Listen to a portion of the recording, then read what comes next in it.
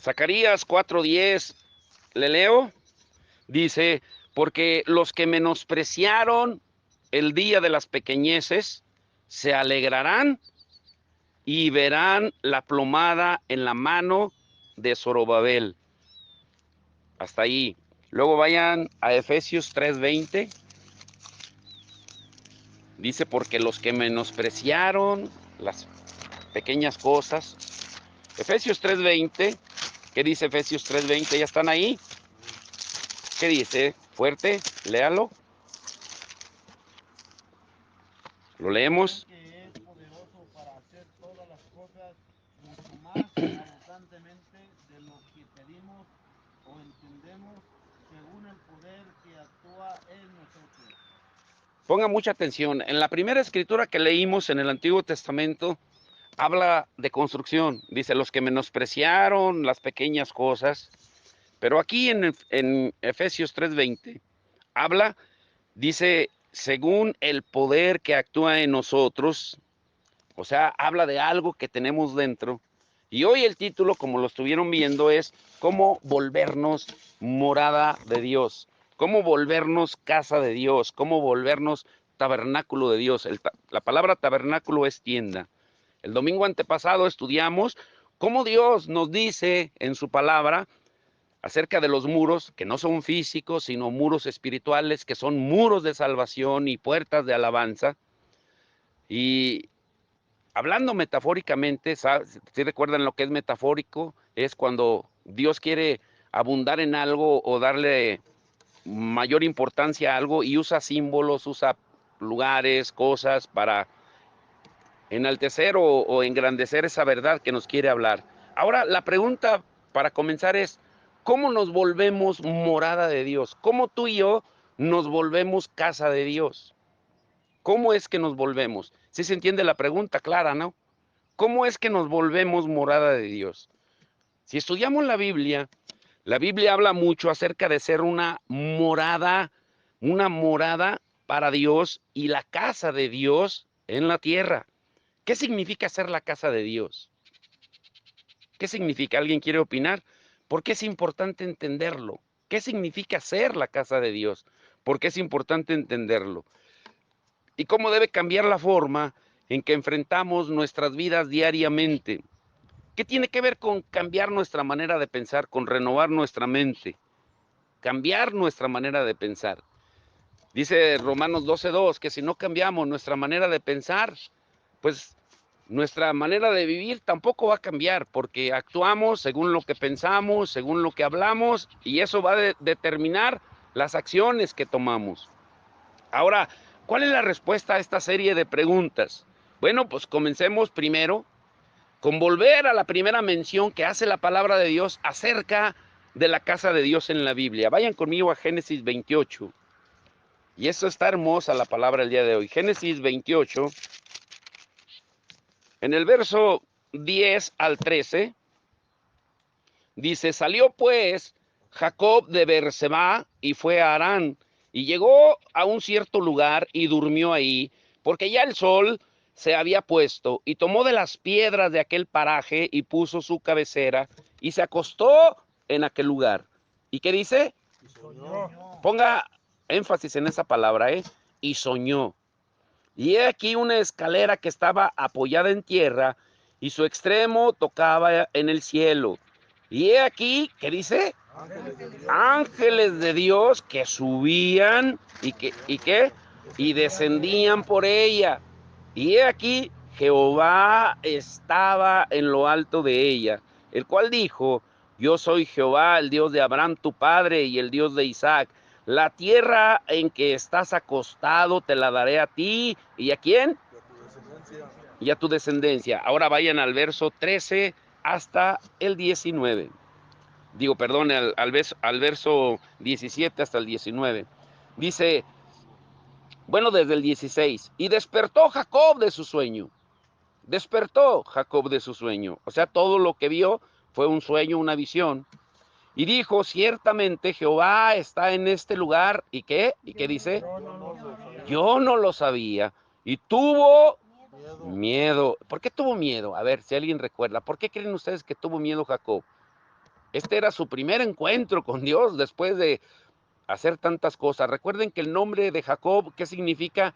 Usurpador, ladrón, tranza, mentiroso, engañador y todos los adjetivos más malos le corresponden al nombre de Jacob, que después Dios le cambió el nombre a Israel. ¿Pero por qué tuvo miedo? Porque en ese momento Jacob estaba alejado de Dios. El miedo no es otra cosa que la que la ausencia de Dios. Cuando estamos alejados de Dios, todo nos da miedo. Y alejados de Dios me refiero en una relación con Él. El estar cerca de Dios no quiere decir que porque vengo a la iglesia o rezo o oro todos los días, sino cómo está mi corazón delante de Dios. ¿Confío plenamente en Él o no? Dice, y tuvo miedo y dijo, cuán terrible es este lugar, no es otra cosa que casa de Dios y puerta del cielo.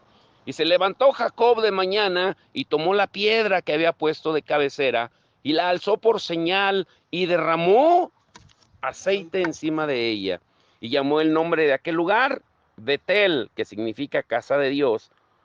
Aunque Luz, que es almendro, significa almendro, era el nombre de la ciudad primero. Ahora, ponga mucha atención.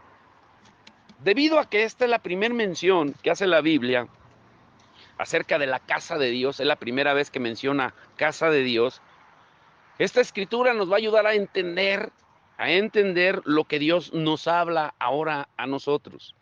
Primero, Jacob dijo, perdón, Jehová está en este lugar, ¿y qué? Y yo no lo sabía. ¿Qué entienden con eso que está diciendo? ¿Qué nos quiere decir con eso a nosotros? Que es posible estar en la presencia de la casa de Dios y no darnos cuenta. Que es posible que ahorita estemos aquí y aquí estén ángeles subiendo y bajando y nosotros ni cuenta nos demos. Que esto sea una puerta del cielo. Y no darnos cuenta.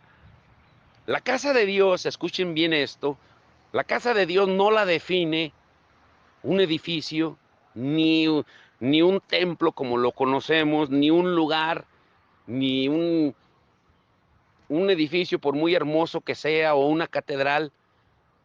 No lo define nada de eso. La casa de Dios la definen las personas. ¿Quiénes? Las personas. Este lugar puede ser tan casa de Dios como usted, como yo, y también como un edificio muy bien hecho. Pero muchas veces nuestra mente solamente enfoca que Dios está en cierto lugar. Hace unos meses alguien me decía, es que yo quisiera que ustedes nos casaran, pero no tienen templo. Le dije, ¿cómo que no tenemos templo? Isabel es un templo, yo soy un templo. ¿Cuál de los dos quiere? No, no, es que no me refiero a ese templo. Me refiero al otro templo. Le digo, ese no es templo, ese es un edificio. Porque tenemos los conceptos estructurados en nuestra mente por las tradiciones. ¿Sí me explico o no me explico? Porque pensamos que Dios solamente está en ciertos lugares especiales. Pero sin una revelación de la palabra, como en el caso de Jacob, que fue a través de un sueño, y ahorita vamos a ver por qué fue a través de un sueño, podemos ignorar que la presencia de Dios está ahí donde estamos reunidos. Jesucristo dio una promesa que donde estén dos o tres, ¿qué? ¿Ahí qué? Ahí está Él. Entonces ahí está la presencia. Y donde está Jesús, donde está Dios, ¿qué más casa queremos? ¿Sí?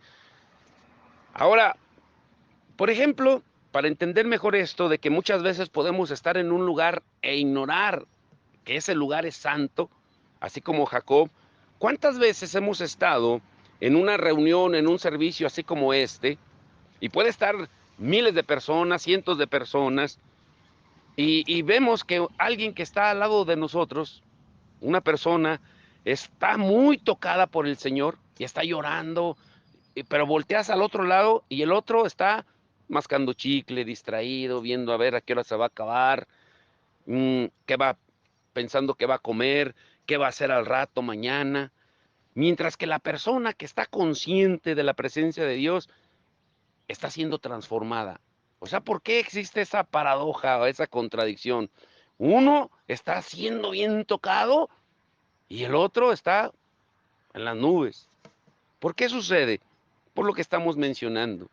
Porque muchas veces no somos conscientes de que estamos ante la casa de Dios, ante la presencia de Dios.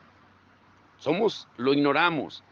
Ahora aquí se empieza a poner importante. Número 2, otra cosa importante que leímos es que era la casa de Dios y que estaba bajo un cielo abierto. ¿Estaba bajo un cielo qué? Abierto. Abierto. O sea, sin un techo físico. ¿Pero qué significa eso? Que no tuviera un techo físico, así como estamos ahorita. No había ninguna construcción alguna, pero viéndolo espiritualmente, lo que significa es que el poder del diablo que pone techo a nuestras oraciones, había sido quebrado. En la vida de Jacob, eso significaba que el poder del diablo había sido quebrado. Y si seguimos leyendo la historia de Jacob, a partir de ese momento, Jacob jamás volvió a ser el mismo. ¿Sí? ¿Sí están entendiendo? Hubo claridad entre él y Dios. El que diga que no había un techo físico, que estaba un cielo abierto, espiritualmente lo que significa es que había libertad de comunicación. No había nada que lo impidiera. Han leído en Primera de Pedro, creo que es 3:7, cuando dice que los maridos le hablemos a las mujeres, ¿cómo? A las esposas, ¿cómo le debemos hablar? Maridos, ¿se nos olvidó?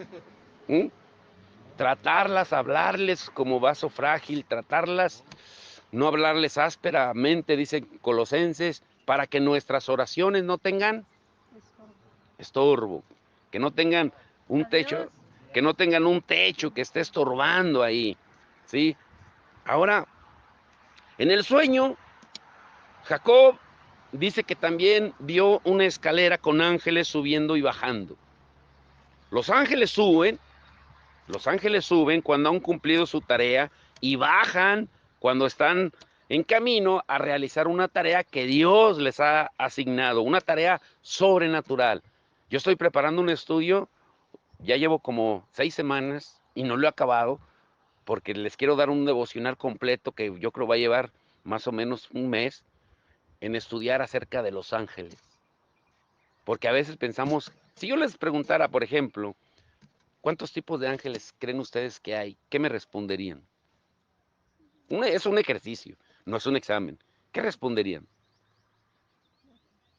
No, lo que ustedes sepan, si dicen, no, pues no sé, o 3, 4, 1, 2, perdón. Sí, pero categorías. Sí, sabemos que hay millones y millones de ángeles, pero mencionados en la Biblia. Arcángeles, ¿qué más, Alfredo? Serafines, dice la hermana, muy bien. ¿Y qué más? ¿Mm? Necesitamos un estudio acerca de los ángeles. Y ahorita van a darse cuenta por qué. Y yo estoy convencido plenamente de que muchos ángeles, escuche bien esto, que han sido asignados a cada uno de nosotros, porque la palabra dice que el Señor nos asigna ángeles. Dice, a ver ustedes, con Rafa, con Goyo, con Carlos, con la hermana Ángela, con la hermana Gloria, Él asigna ángeles, porque son espíritus ministradores. Pero yo estoy convencido y plenamente seguro que hemos tenido, escúchalo bien, a ángeles esperando que usted y yo nos pongamos en acción para que ellos puedan obrar. ¿Cuántos entendieron lo que dije? ¿Sí entendieron? Exactamente. Si tú no te mueves, los ángeles no se mueven. Si yo no me muevo, los ángeles no se mueven. Ayer nos agarró un aguacero, pero sabroso, de Silao a Irapuato, pero fuertísimo. Y yo pocas veces manejo y me tocó a mí. No, yo venía así, con ojos de chupiro, así. Ay, Señor, buscando a ver dónde me salía primero. Y lo primero que se me vino a la mente, Señor, tu ángel acampa aquí, abre camino. Ya encontramos un lugar, nos paramos hasta que pasó la lluvia.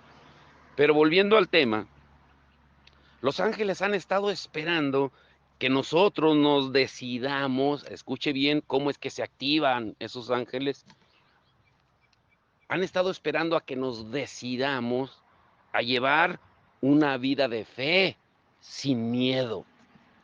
¿Una vida de qué? De fe sin miedo. Porque tú puedes decir, yo tengo una vida de fe, pero con miedo.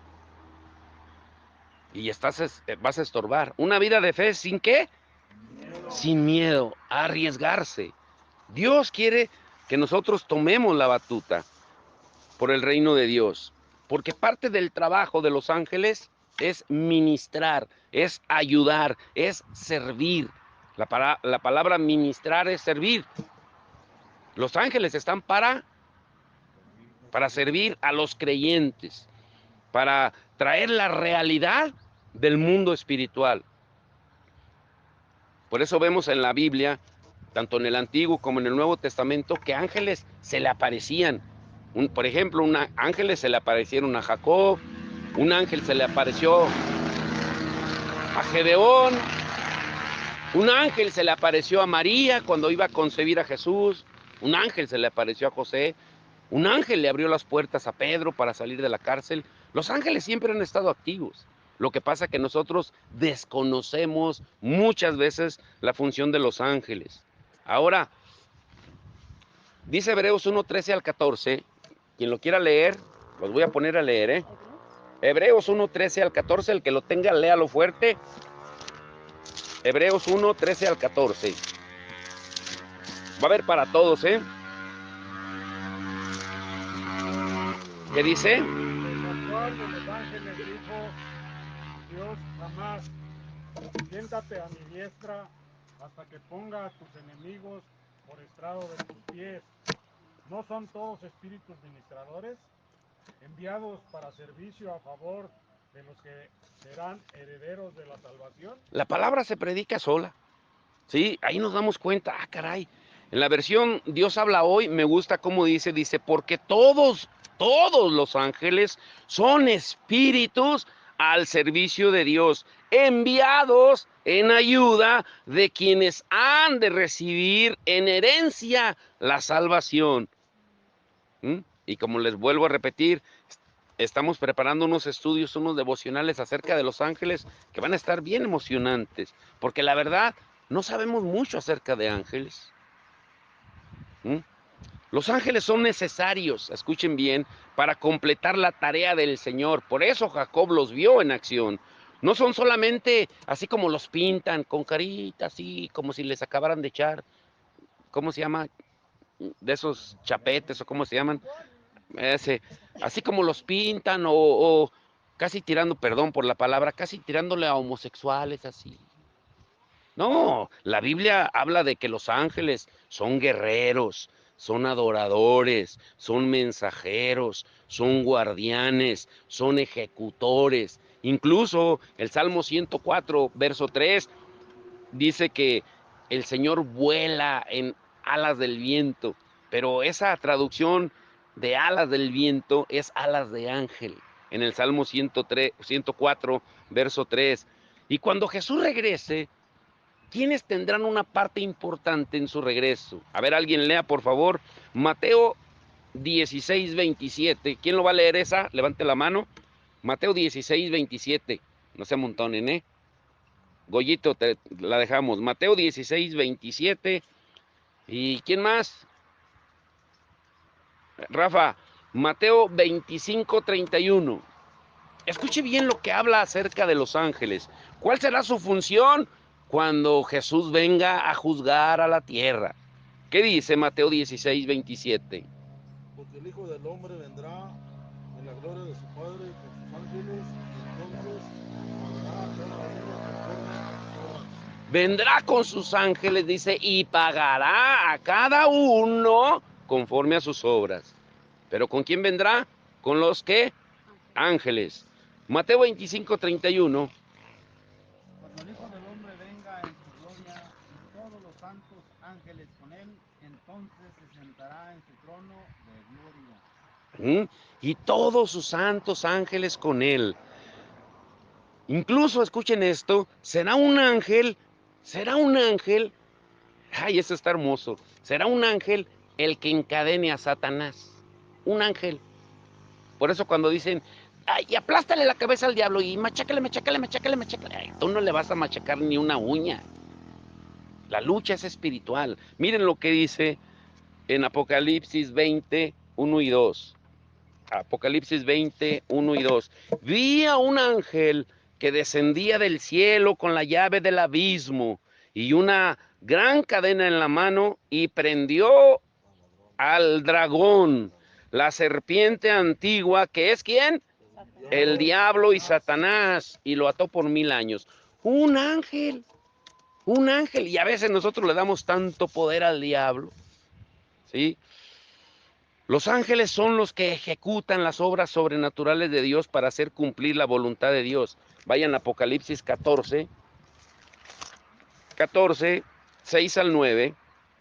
Vi volar por en medio del cielo a otro ángel que tenía el evangelio eterno para predicarlo a los moradores de la tierra, a toda nación, tribu, lengua y pueblo, diciendo a gran voz: temed a Dios y dadle gloria, porque la hora de su juicio ha llegado, y adorad a aquel que hizo el cielo y la tierra, el mar y las fuentes de las aguas. ¿Otro qué? Ángel. Le siguió diciendo: ha caído Babilonia, la gran ciudad, porque ha hecho beber a todas las naciones del vino del furor de su fornicación. Y el tercer ángel los siguió diciendo a gran voz: si alguno adora a la bestia y a su imagen, recibe la marca en su frente o en su mano. Pero aquí vemos las funciones o la función de los ángeles. ¿Mm? Necesitamos estudiar y conocer más acerca de los ángeles y del mundo espiritual. Ahora, volviendo a la historia de Jacob, dice que se despertó del sueño y declaró que el lugar donde se encontraba no era otra cosa que casa de Dios. Pero antes de seguir, debemos aclarar algo. Escuchen muy bien. Yo creo que ya se deben de saber esto. Pero ¿por qué Dios le habló, o mejor dicho, le mostró a través de un sueño a Jacob? ¿Por qué le habló a través de un sueño? ¿Por qué? Porque esa es una de las maneras en que Dios habla. Yo ya les he dicho, hay sueños frijoleros, taqueros, moleros, ¿sí? Pozoleros, pero hay sueños donde Dios habla, porque esa es una de las maneras de Dios. Miren lo que dice en Job 33. Job 33, 14 al 17. Se lo leo. Job 33, 14 al 17. Sin embargo, a ver, ayúdenme. Job 33, 14 al 17. Sin embargo, o en dos maneras habla Dios, pero el hombre no entiende. Por sueños en visión nocturna, cuando el sueño cae sobre los hombres, cuando se adormecen sobre el lecho. Entonces revela al oído de los hombres y les enseña su consejo, para quitar al hombre de su obra y apartar del varón la soberbia. Entonces, Dios nos habla a través de los sueños también. No todos los sueños son malos, ni todos los sueños hay que también definir. Si te aventaste 3 platotes de pozole y tuviste sueños, pues hay que ver quién habló. Ahora, cuando Jacob se refiere a la casa de Dios, él no podía referirse a un lugar físico, escúchelo bien, porque no había ninguna construcción ahí, igual que aquí. ¿Mm? Ni siquiera una cama o un lecho, una almohada para acostarse. Tampoco se refería a una denominación o una organización o a un grupo religioso, porque no había ninguna persona a su alrededor, solamente él. Y es muy probable que estuviera confundido, así como lo estaríamos cualquiera de nosotros si hubiéramos estado en su lugar. Imagínense tener esa visión de ver ángeles que suben y bajan y ver la escalera del cielo y ver el cielo abierto. No, hombre, ¿sí? ¿Quién aguanta esa revelación? Pero la respuesta de lo que significaba la casa de Dios, aquí es donde se empieza a poner interesante, llegó 1500 años después, con Jesucristo. quien fue el cumplimiento de esa visión. ¿Por qué fue el cumplimiento de esa visión? Vayan a Juan 1:14. Juan 1:14. Cuando les dé la cita, sientan libertad de él, que la quiera leer. Dice, y aquel verbo fue hecho carne. ¿Y qué dice? Y habitó entre nosotros y vimos su gloria. Gloria como del unigénito del Padre, lleno de gracia y de verdad. La palabra habitó, habitar en este versículo significa residir, vivir, así como Dios lo hizo cuando Moisés hizo el tabernáculo en el desierto y cuando David o Salomón hizo el templo. Jesús, en esta ocasión, Él vino a residir en nosotros. O sea, ahora Jesús se convertía en la casa de Dios hecha carne. Él fue el cumplimiento inicial del sueño de la visión de Jacob en Génesis 28. Y la casa de Dios no era un edificio, no era una ubicación específica, una denominación, sino una persona. Una persona, pongan la atención aquí. Y podemos ver ese ejemplo en el Evangelio de San Juan, ahí mismo en San Juan 1, verso 49 al 51. Respondió Natanael y le dijo, Rabí, ¿tú eres el Hijo de Dios? ¿Tú eres el Rey de Israel? Y respondió Jesús y le dijo, porque te dije, te vi debajo de la higuera, ¿crees? Cosas mayores que estas verás. Y le dijo, de cierto os digo, de aquí adelante veréis, ¿qué dice? El cielo abierto. Lo mismo que vio Jacob, el cielo abierto, y a los ángeles de Dios, ¿qué dice? Descienden sobre el Hijo del Hombre. Lo mismo que vio Jacob. ¿Sobre quién? Sobre el Hijo del Hombre. Está repitiendo lo que Jacob vio. Veréis al cielo abierto. ¿Qué no fue lo mismo que vio Jacob? Era el cumplimiento de la casa de Dios. Ahora comenzó con Jesús, que Él era la casa de Dios aquí en la tierra, y el Verbo fue hecho carne y habitó entre nosotros. Él fue el cumplimiento inicial de la casa de Dios, pero no el último. Escúchelo bien, fue el cumplimiento de la casa de Dios, pero no el último. Hay una gran diferencia. ¿Cómo es esto? Por ejemplo, cuando tú y yo nos arrepentimos y recibimos a Cristo, a esto se le llama conversión. Pero no es el único propósito de Dios para nuestra vida. No es solamente que te arrepientas de tus pecados y que recibas a Cristo, porque ese solamente es el principio. Para el cumplimiento más importante de nuestra vida. ¿Y cuál es? El que cada uno de nosotros estemos llenos de Él. Que no solamente tengamos al Espíritu Santo viviendo en nosotros, sino que estemos plenos, llenos de Él. Que lo tengamos como el dueño de nuestra vida, no solamente como un residente con ciertos beneficios, por así decirlo, o ciertas limitaciones, sino que Él sea el que nos gobierne, el que dirija nuestra vida. Pero para eso necesitamos que en realidad el Espíritu Santo habite en nosotros, para que tengamos un estilo de vida cristiana normal como es en el cielo y como debe de ser así en la tierra. Ahora, aquí empieza a ponerse todavía más bueno. ¿Cuál creen ustedes que era el propósito inicial de Dios? ¿Cuál fue el propósito inicial de Dios desde el principio de la palabra? Desde que leemos, desde la historia de la creación de Adán y Eva, Él quería tener un tabernáculo, una morada, una habitación en la tierra. Por eso Jesús, cuando hizo la promesa del Espíritu Santo, escuchen esto, miren lo que dice en Juan 14:16. Juan 14:16. ¿Qué dice? Léanlo, por favor. Yo rogaré al Padre y os dará otro consolador para que esté con vosotros para siempre. A ver, lee otra vez y díganme qué es lo que les resalta más de lo que acaba de leer? Otra vez, y el que quiera opinar diga, lo que resalta más es esto, lo que usted crea. Otra vez, por favor. Y yo rogaré al Padre, y os dará otro consolador, para que esté con vosotros para siempre. ¿Qué es lo que les resalta más ahí en la escritura que acaba de leer el hermano? ¿Qué es lo que le resalta más? ¿Mm?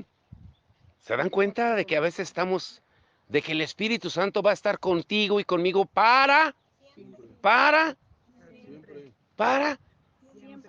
Esa es su promesa. Por eso cuando a veces alguien dice, es que siento que la paloma voló, de que ya no, el Espíritu ya no lo tengo. El Señor no es de los que dan promesas y luego la rompe y dice, pues dame mis juguetes, dame mi muñeca, ya no juego. No es de esos.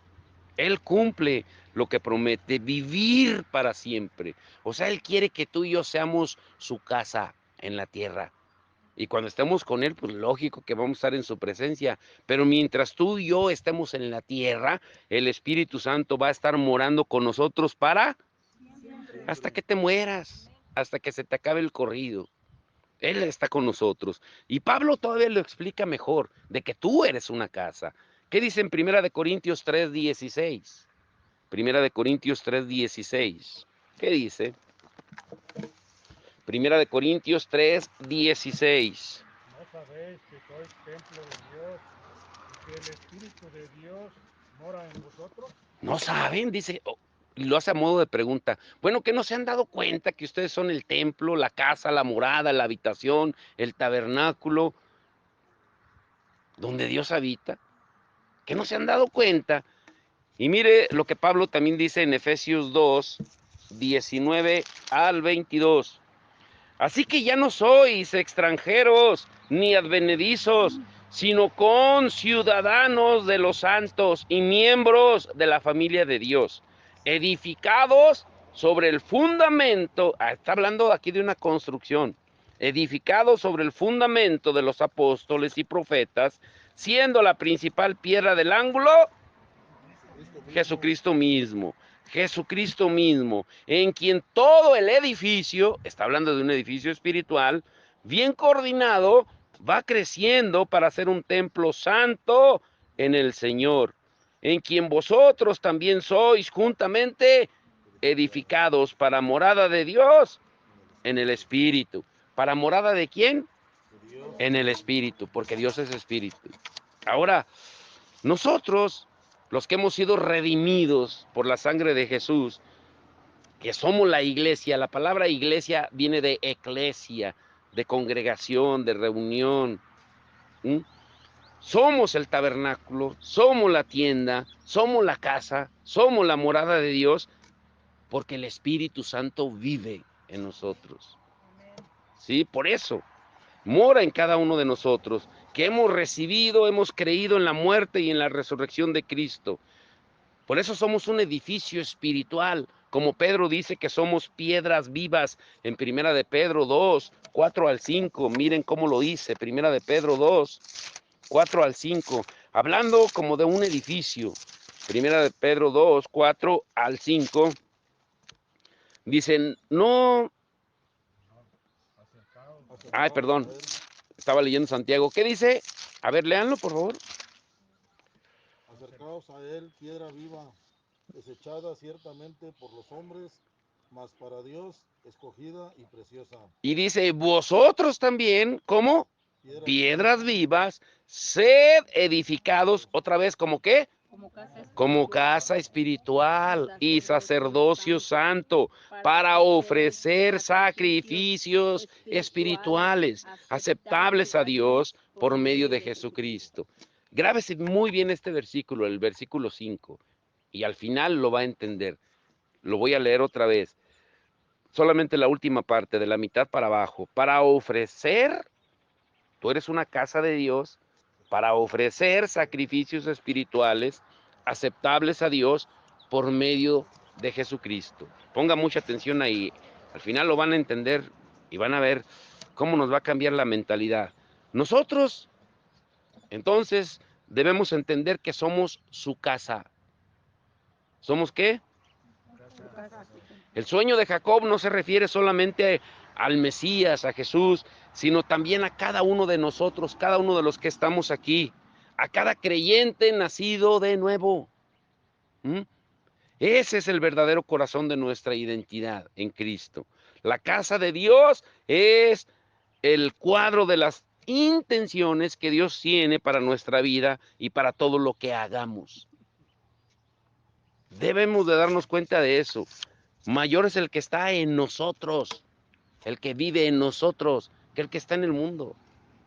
Por eso cuando la luz llega a cualquier lugar, las tinieblas tienen que huir y la luz está con nosotros.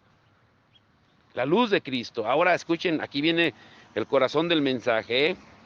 Muy atentos. Escuchen esta pregunta. Ya espero que ya hayan entendido muy bien.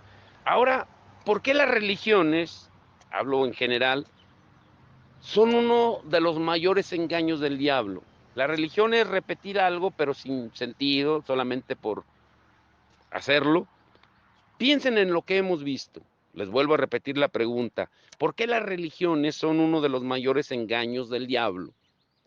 Y la respuesta es, escuchen bien, porque con las tradiciones, con sus costumbres, nos enseñan, nos hacen creer que Dios solo habita en edificios físicos. ¿Sí entendieron o no entendieron? Bueno, yo lo entiendo que porque son hechos por el hombre. Ay, es que esa catedral, mira, Dios está ahí. No, Dios está en todas partes, no solo ahí. Enseñanzas, costumbres y Costumbres y tradiciones. Por eso Jesús dijo, ustedes con sus tradiciones anulan la palabra de Dios. Y eso, si nosotros tenemos esa mentalidad, por ejemplo, la gente que nos ve aquí dicen, ¿y es que están haciendo ahí? Para la gente que está pasando, no quiero criticar ni juzgar, pero ellos sienten que ellos tienen, por así decirlo, eh, el, el honor o el derecho, no sé cómo nombrarlo, de que ellos están yendo al lugar correcto donde está la casa de Dios, porque es un edificio, y que aquí no, porque está pelón, o porque es solo el terreno. ¿Sí me explico o no me explico?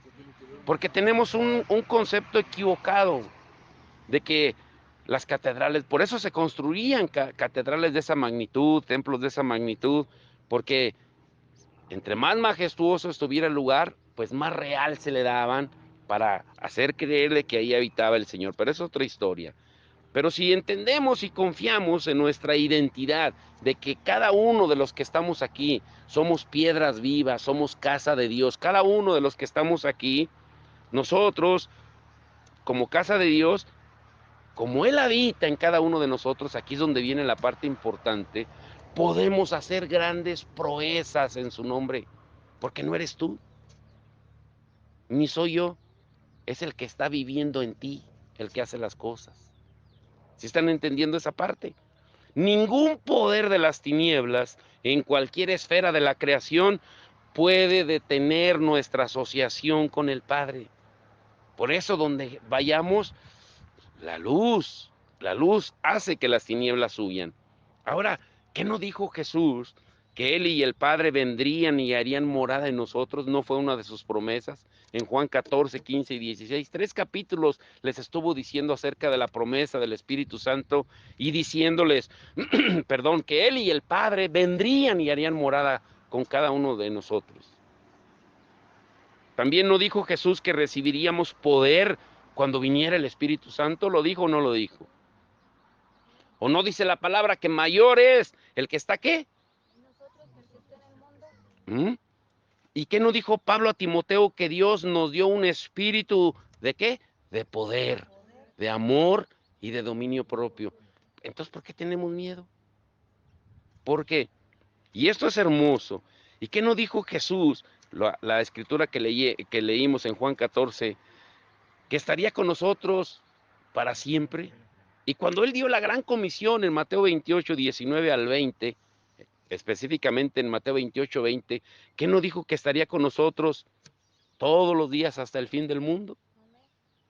O sea, la Biblia está llena de promesas, haciéndonos entender que Dios habita en nosotros por medio del Espíritu Santo, que el Padre habita en nosotros, porque Jesús lo prometió que Él y el Padre vendrían a morar. ¿Y cómo lo harían? A través del Espíritu Santo, en una perfecta unidad. El Padre, el Hijo y el Espíritu Santo unidos, habitando en cada uno de nosotros. Hay un cielo abierto, es lo que debemos de entender.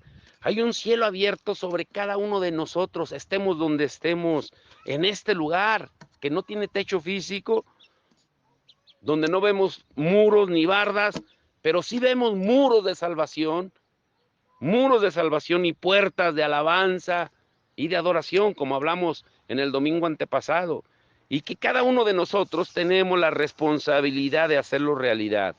Ahora, escuchen bien, aquí es la parte interesante, la parte final, escuchen bien, no se vayan a perder.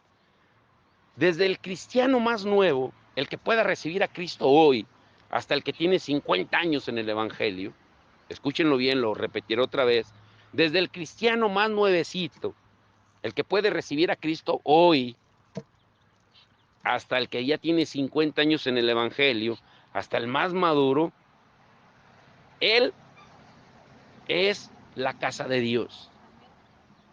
¿Sí entienden eso? Significa que tenemos la autoridad que Jesús nos delegó. Tenemos el derecho y el poder de ser su casa, sus representantes en la tierra. Miren Pablo cómo lo dice en Romanos 8:11. Romanos 8:11. Y si el espíritu de aquel que levantó de los muertos a Jesús mora, vive, habita en nosotros, el que levantó de los muertos a Cristo Jesús vivificará también vuestros cuerpos, ¿qué? Por su espíritu, y lo vuelve a decir, que mora en vosotros. O sea, nos reitera, bueno, que no se han dado cuenta que el Espíritu vive en ustedes. ¿Por qué tienen miedo? ¿Por qué tienen esto? ¿Por qué? Cuando el Espíritu de Dios está en un creyente, grábense esto, aún los demonios lo reconocen. El que es portador del Espíritu Santo, el que es una casa de Dios, el que es un tabernáculo de Dios, el que es una morada de Dios, cuando se presente en cualquier lugar, no va a poder evitar que los demonios tengan un encuentro con el que llevas dentro. ¿Y cómo lo comprobamos? En Marcos 5, cuando Jesús llegó a Gadara, dice que el endemoniado gadareno vino corriendo y el hombre, escuchen bien, lean la historia, todo el capítulo 5, dice que el hombre se postró, en señal de alabanza y de adoración a Jesús, y los demonios hablaron. Ah, caray, el hombre se postra y los demonios hablan. ¿Cómo es esto? ¿Cómo es esto? El hombre se postra y los demonios hablan. ¿Qué quiere decir esto? Lo que, no sé si lo vimos en el devocional en la semana, o lo veremos, de que aún los demonios reconocen que ni una legión de demonios puede detener la alabanza y la adoración de un hombre. Recuerden que ese endemoniado gadareno tenía una legión de demonios, pero ni esos más de 6,000 y pico de demonios fueron capaces de detener la alabanza y la adoración de ese hombre cuando vio a Jesús y corrió y se postró. Por eso yo siempre les he enfatizado y se los seguiré enfatizando, porque lo más poderoso que tenemos es la alabanza y la adoración, para que el Espíritu Santo glorifique a Cristo. Dice que el hombre se postró a los pies, reconociendo quién era Jesús. En Hechos 19 también el endemoniado que tenía el demonio o los demonios, dice que golpeó a 7 hombres, exorcistas ambulantes, que querían echarlo fuera y que dijo, conozco a Pablo, sé quién es Jesús, ¿y ustedes qué? ¿Con qué poder, con qué autoridad me van a echar fuera? Y ya sabemos la historia. les dio una golpiza y los mandó desnudos. ¿Mm? Los demonios reconocen quién es el que vive en ti, quién es el que habita en ti. Pero nuestro problema es que como no entramos en el área sobrenatural, muchas veces cuando el Señor nos da destellitos, nos asustamos de eso. Para ser una casa de Dios debemos disponer nuestro corazón para ser una casa llena de la gloria de Dios a donde quiera que vayamos. No eres tú, es el que va contigo. Jacob habla de escaleras y de puertas y se refiere a nuestro llamado como casa de Dios. Recordemos que Jacob dijo en Génesis 28:17, no es otra cosa que casa de Dios y puerta del cielo. Y cuando hablamos de puertas, no nos referimos a un nuevo camino hacia la salvación, porque Jesús es la única puerta, como dice en Juan 10:9, Él es la única puerta hacia la salvación, no hay otro camino. Pero en este contexto, escúchalo bien, aquí viene lo importante, estamos viendo que puerta significa un lugar de transición, un lugar para pasar de un lado a otro, de un lugar a otro. Eso es lo que vio Jacob, que dijo, caray, esto es puerta del cielo, significa un lugar de transición, un lugar de entrada, de salida. En lo natural, por ejemplo, podemos pasar por una puerta para ir de un lugar a otro o de un lado a otro. ¿Sí me estoy dando a entender? Pues de la misma manera, cuando identificamos y cuando nuestros sentidos espirituales están abiertos, nos damos cuenta por qué la palabra de Dios llama a la iglesia también como puertas. ¿Por qué en la palabra nos referimos a las puertas de la iglesia? Que es la puerta del cielo a la presencia del Señor. Jesús lo explica mejor que yo, miren, vayan a Mateo 16. Y yo soy solamente un burrito que Él se digna en usar, pero Él es el que se lleva la gloria en todo. Miren lo que dice Mateo 16, 18 al 19.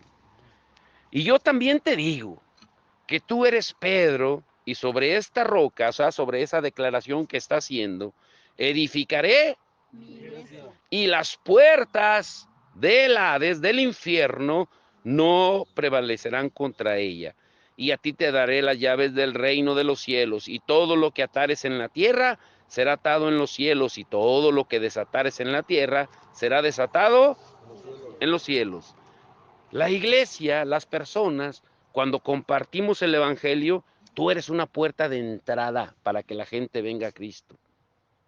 ¿Sí me explico o no me explico? ¿Sí? Pero también habla de puertas del infierno. ¿Sí se dieron cuenta o no se dieron cuenta? También habla de puertas del infierno. Ahora, para ir terminando, ¿ustedes han pensado alguna vez que lo que acabamos de leer, estas últimas escrituras, hablan de que nosotros tenemos que estar a la ofensiva y no a la defensiva? ¿Sí se dieron cuenta o no? Nosotros tenemos que estar atacando, no estar reculando para atrás, sino ir al frente, a la ofensiva. Dice que no van a prevalecer. A prevalecer quiere decir de que entonces tú vas al frente, en contra de ellos. Pero han pensado eso, de que nosotros tenemos que estar a la ofensiva y no a la defensiva. Los principados y los poderes que establecen los dominios o las puertas, que en la brujería les llaman portales, no prevalecerán contra nosotros. Estamos avanzando, ganando. Y Jesús promete que ninguna puerta, ningún portal del infierno va a permanecer. Pero eso tenemos que recibirlo en el espíritu, darte cuenta que no tienes un espíritu de cobardía ni de miedo, sino de poder y dominio propio para que se active, que se prenda. Por eso recuerdan que Pablo le dice a Timoteo, aviva el fuego, se te está apagando, oye, te me estás acobardando. Aviva el fuego del don de Dios que está en ti. Y muchas veces nosotros, por X razón, por lo que haya sido, aunque no lo crean, estos tiempos que estuvimos, se enfría la gente.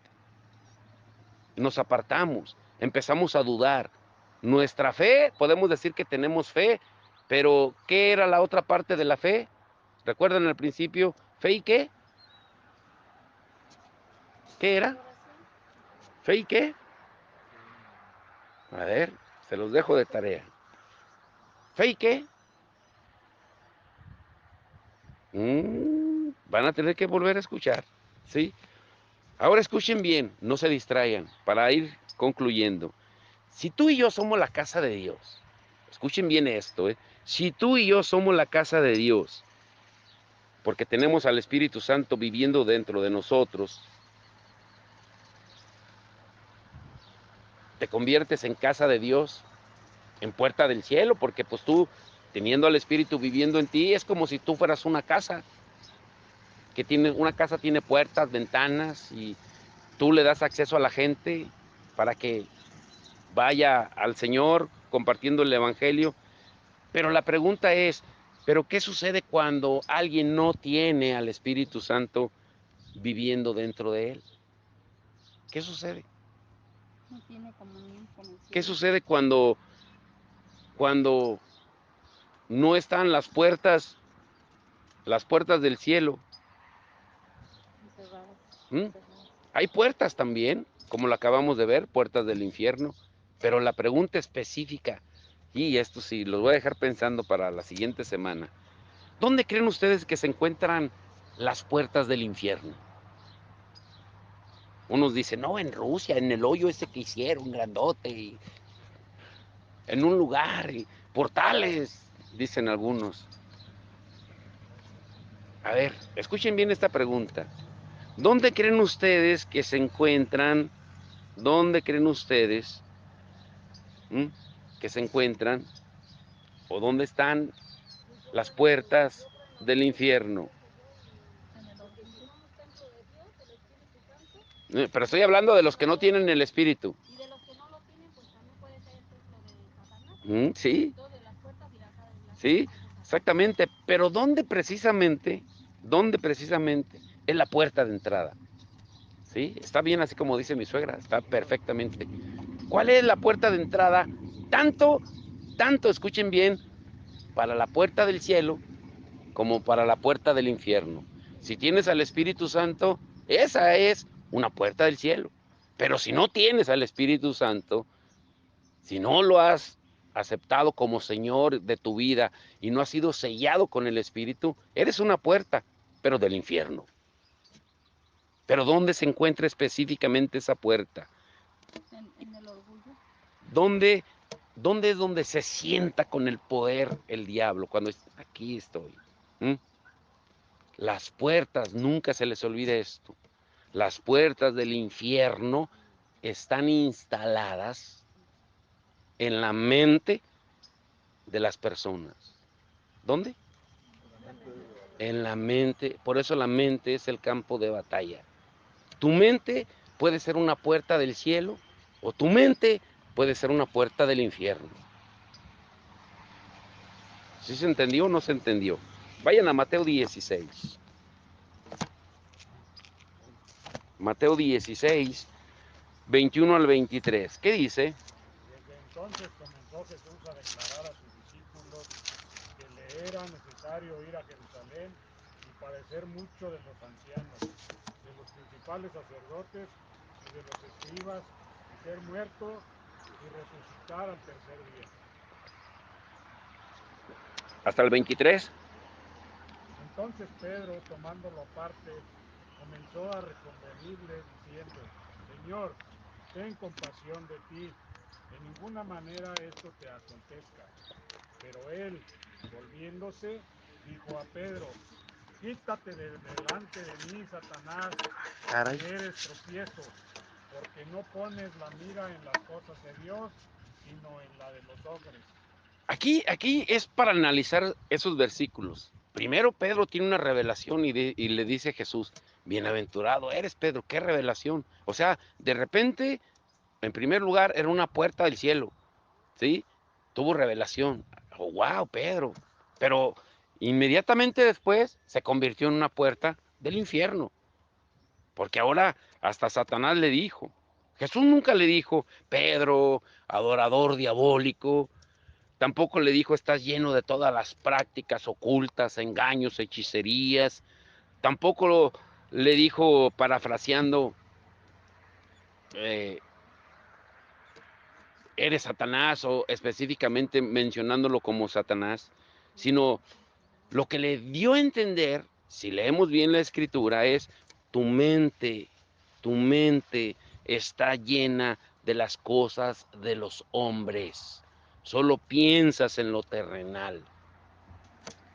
Tienes chispazos, pero tu mente está llena de lo terrenal. ¿Sí me expliqué o no me expliqué?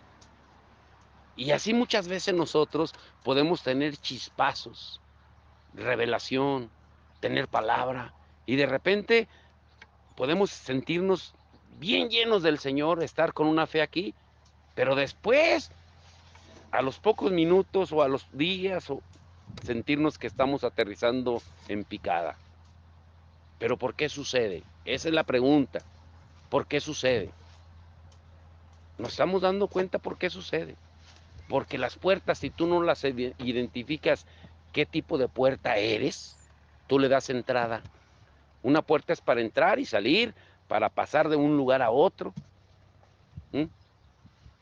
Ahora, para terminar, esto está fuerte. Escuchen muy bien esto, ¿eh? Está fuerte esto que les voy a decir. Toda la humanidad sin Cristo, y lo voy a decir bien lento, esto está fuerte. Toda la humanidad, todos los seres humanos sin Cristo son satánicos. Y yo sé que ya me están viendo así, ay, este ya agarró se cayó la bebé. No le pasó nada, se fue a la silla. Todos los seres humanos sin Cristo son satánicos por naturaleza. ¿Por qué creen ustedes que le estoy diciendo eso? Ahorita le voy a dar la respuesta bíblica. Pero ¿por qué todos los seres humanos sin Cristo son satánicos por naturaleza? Bueno, ¿que Dios no creó a todos los hombres? ¿Que no todo es creación de Dios? ¿Que no dice la Biblia que todo lo que respira alabe a Jehová? Entonces, ¿por qué si el hombre y la mujer fuimos creados a imagen y semejanza de Dios, por qué los hombres y mujeres sin Cristo por naturaleza son satánicos? ¿Por qué? A ver, alguien, es lo último. ¿Quién me quiere decir? Uy, apenas entramos en la introducción de lo que vamos a seguir viendo. ¿Por qué creen ustedes? ¿Sí me entendieron o no me entendieron? ¿Por qué los hombres y mujeres sin Cristo son por naturaleza satánicos? Muy bien, ya mi suegra ya le dio el 60. A ver. Muy bien, ya le dio el 60. Y yo sé que todos saben la respuesta, todos la saben, ¿eh? Me atrevo a decirles que todos la saben, todos la saben. Lo que pasa que muchas veces, como lo estamos viendo, nuestra mente, que es una puerta, la tiene cerrada al Señor, pero abierta a lo otro.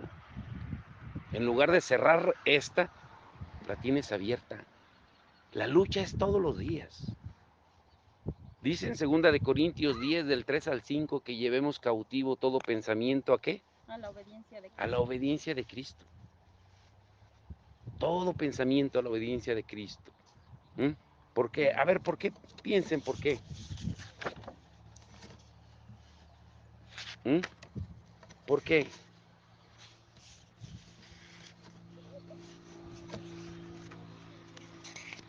¿Por qué creen ustedes? Vamos a hacer las obras del diablo por naturaleza. ¿Por qué todos los hombres por naturaleza sin Cristo son satánicos?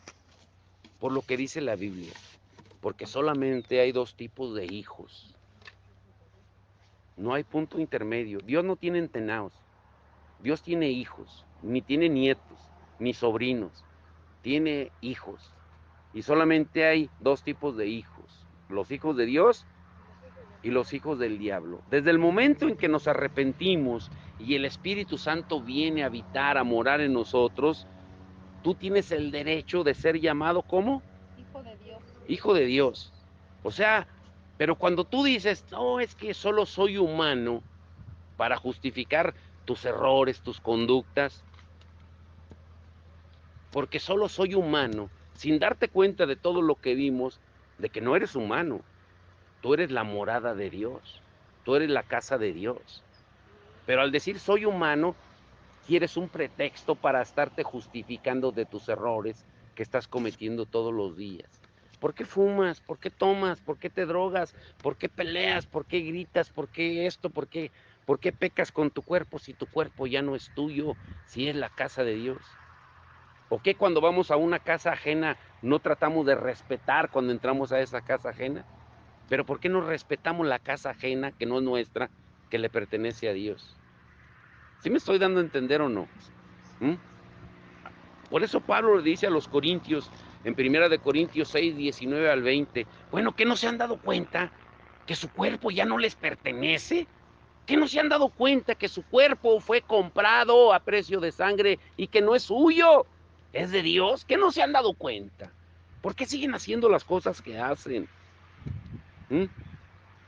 Y en 2 Corintios 10, 3 al 5 los ubica. ¿De dónde está la ubicación de la puerta del infierno, del campo de batalla? Dice llevar cautivo todo pensamiento a la obediencia de Cristo. La puerta del infierno está en nuestra mente.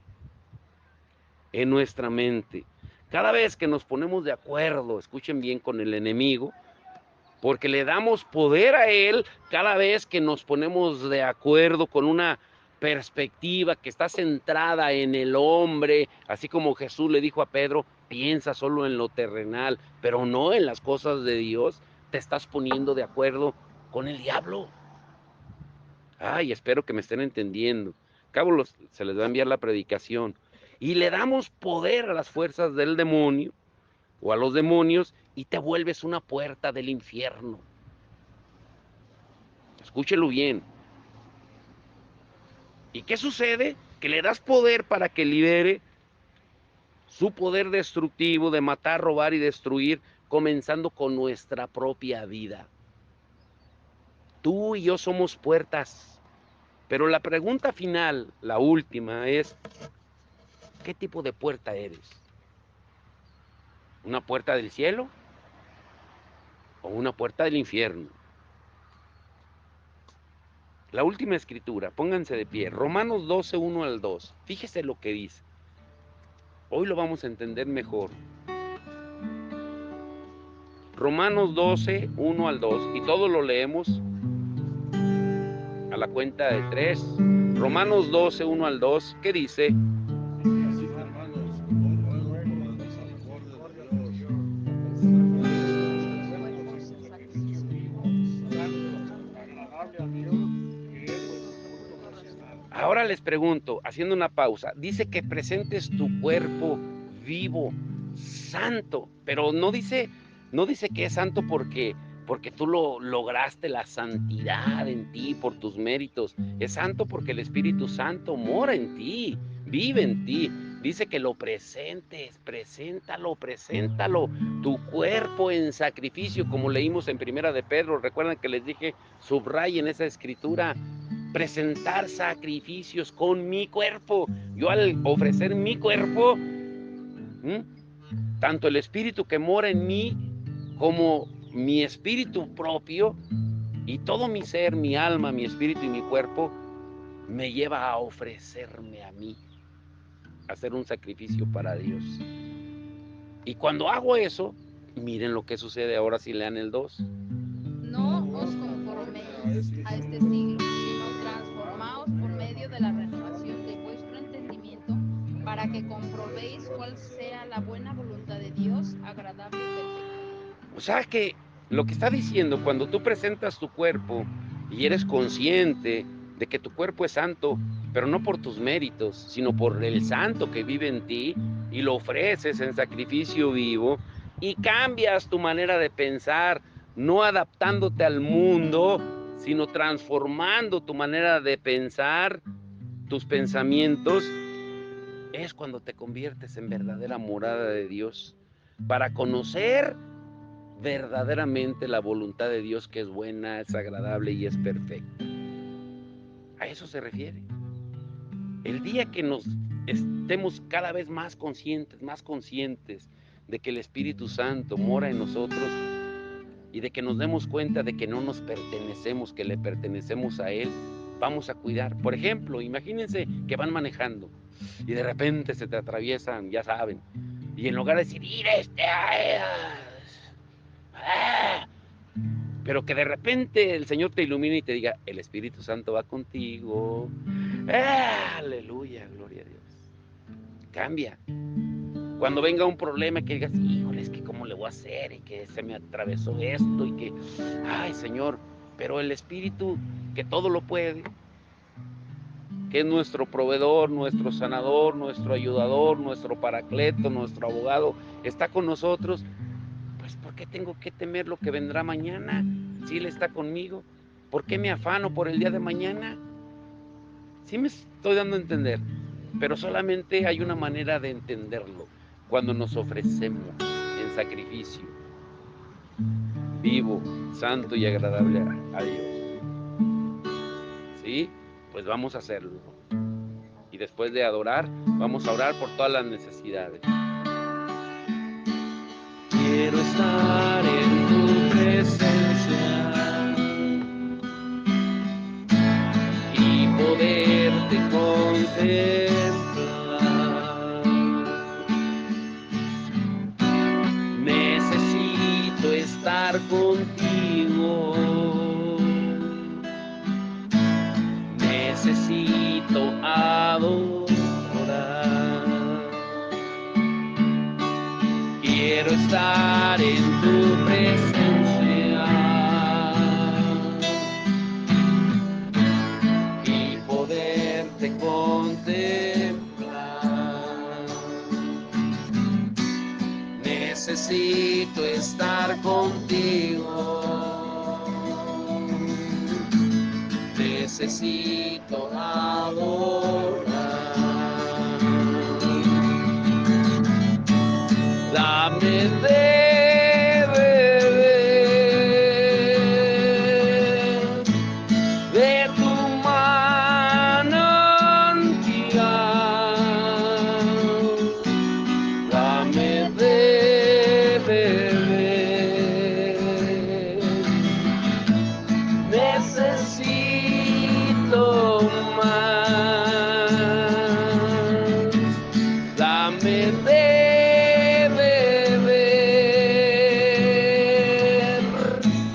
de tu manantial, dame de beber, necesito más. Señor, que nunca se nos olvide que nosotros somos el sacrificio, y donde hay sacrificio hay altar, y donde hay altar hay fuego, Señor, para quemar todo aquello que no te agrada, Señor, no para destruirnos, sino para quitar todo aquello que no te agrada, Señor. Y hoy nos ofrecemos, Señor, pidiéndote perdón por todo, Señor, y que hoy inicie un nuevo comienzo en nuestra vida. Haz un reseteo espiritual en cada uno de nosotros en esta mañana, Señor, y que hoy vengamos a tu presencia, Señor, sin ninguna condenación, sin ninguna culpa, para que podamos adorarte y podamos comprobar tu voluntad, que es buena, es agradable y es perfecta. Vamos a decirle una última vez con todas nuestras fuerzas: quiero estar en tu presencia, Señor, y poderte contemplar. Necesito estar contigo. Necesito adorar. Quiero estar, Señor, quiero estar en tu presencia. gracia donde quiera que vayas, Señor, y poderte contemplar. Necesito estar contigo. Necesito adorar. Dígale fuerte, dame de beber de tu manantial.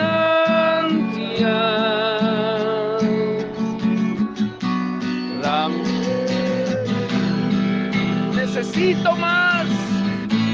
Necesito más. Dame de, Señor.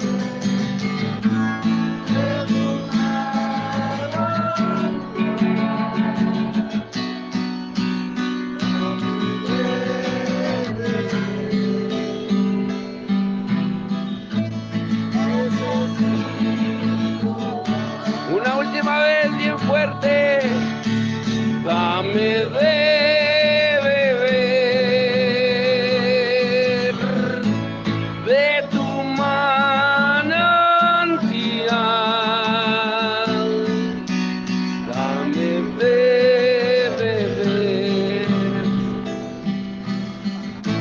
Necesito más. Voy a agarrar las peticiones y las va leyendo. Bueno, ahora vamos a unirnos en oración por las peticiones.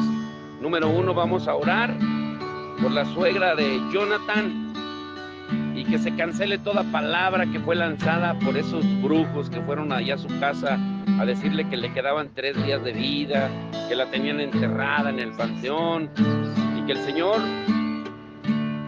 nos dé la gracia el día para ir a orar por ella. Los que quieran acompañarnos son bienvenidos. Vamos a orar primero por esto. Padre, en el nombre de Jesús, te pedimos, Señor, por la suegra de Jonathan, Señor. No recordamos su nombre, pero Jonathan y Laura, Señor, este matrimonio, ponen delante de ti esa petición, Señor. Y como hemos estado estudiando, Señor, mayor es el que está en nosotros que el que está en el mundo, Señor. Hoy nos unimos en oración, Señor, para que tú liberes a esa mujer del poder del diablo, Señor. Tu palabra dice en 1 de Juan 3:8 que tú viniste a deshacer las obras del diablo, Señor, y lo creemos. Nos unimos para que tú hagas tu obra, Señor, en el nombre de Jesús, porque todo es posible para el que cree, Señor, y nosotros creemos porque tú vives en cada uno de nosotros y porque es a través de tu Espíritu Santo, Señor. Señor, también te pedimos oración por Dana, por Vicky, por la hermana Pina, por sus hijas, por el papá Guille, Señor, por sanidad, por todos ellos, Señor. Por todos ellos, por todos los que necesitan sanidad, Padre, los ponemos delante de ti. Aún de los que no se ha expuesto su necesidad, Señor. Tu palabra dice, Señor, y nos mandaste también en la gran comisión a orar por los enfermos. Nuestro deber es orar por ellos y la sanidad tú le enviarás. Pero muchas veces nos preguntamos, Señor, ¿por qué no hay más gente sanando? Cuando la pregunta correcta debería de ser, ¿por qué no oramos por más gente para que tú la sanes, Señor? Hoy danos el denuedo, Señor, para poder orar por más gente, por sanidad, Señor, por todos aquellos que están enfermos y que necesitan que seas tú glorificándote en sus vidas, Padre. Te pedimos por todas las familias, por la familia de mi suegra, sus hijos, en especial por Jairo, por sus hijos, Señor, de que tú te glorifiques en sus vidas, en el nombre de Jesús, por todas las familias, Señor, por Rubí, por sus hijos, su hija, y por todos nuestros hijos, Señor, por su mamá, Señor, por mi hermano Carlos, por sanidad, y por todos, Señor, como hemos puesto las peticiones delante de ti. Hoy, Señor, creemos que tú obrarás tu perfecta voluntad, porque tu palabra dice, Señor, que sea hecho en la tierra como en el cielo, y lo creemos, Padre, de que tú lo obrarás Tú lo harás en la tierra como en el cielo, porque en el cielo no hay enfermedad, en el cielo no hay demonios, en el cielo no hay problemas, en el cielo no hay escasez financiera, en el cielo no hay dolor, en el cielo no hay llanto. Y si tu palabra dice que sea en la tierra como en el cielo, pues así debe de ser, libre de enfermedad, libre de cualquier poder demoníaco, libre de cualquier dolor, libre de cualquier escasez, Señor, porque tú eres nuestro Padre amoroso. Te damos gracias, Señor. Gracias por la familia de Lupita, de Chava, Señor, de Chavita, de Luis, Señor, que tú los sigas guardando allá donde están, Señor, en el nombre de Jesús. Y gracias, Señor, por los días que estuvo Elí con nosotros, que ahora ya está ahí con los tíos, Señor, nuevamente. Que tú cumplas el propósito en él, Señor. Gracias por ese niño hermoso, Señor, ese joven, Señor, que tú no lo has prestado, Señor, para que tú cumplas su voluntad en él, Señor, para que sea ejemplo para muchos, Señor, de que viviendo una vida temerosa de ti, Señor, tú te glorificas, Señor. Te damos toda la gloria, toda la honra, y ahora te rogamos que bendigas este tiempo de convivio, de armonía, donde vamos a compartir los alimentos, Señor, porque tu palabra dice que cuando estamos juntos en armonía, ahí envías tu bendición y vida eterna, Señor. Te damos toda la gloria en el nombre de Jesús. Y el pueblo de Dios dice: amén, amén, amén. Dios les bendiga. Amén. Pues vamos a arrimarnos a la mesa, compartir los alimentos.